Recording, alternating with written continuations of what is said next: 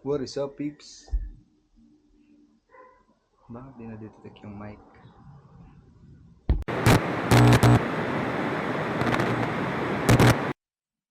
What's up, peeps? So ngayon may papakita ko sa inyo. Isang intercom na walang battery. Let's go. Yes, totoo, wala siyang battery. Wala siyang battery na built-in sa unit mismo. Yung battery niya, detachable. So, i-connect mo lang siya dito.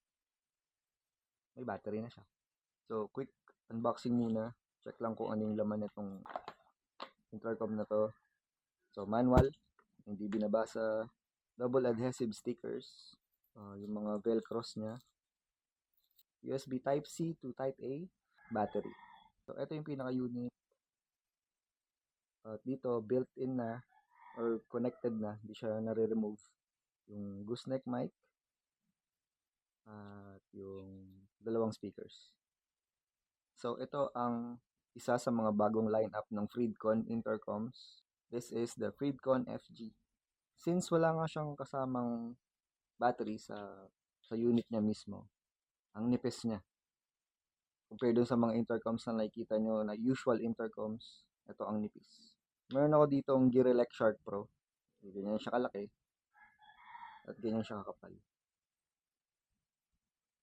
Halos kalahati sila ng thickness. Yung difference nila. So for now, ito na muna yung gagamitin kong intercom. Kasi gusto ko yung mga ganitong minimalist yung approach. So yun lang, na-share ko lang sa inyo. Kung may mga questions kayo, comment down below. Try ko sagutin. After ko magamit itong Freedcon FG. That's it. Peace. I'm out.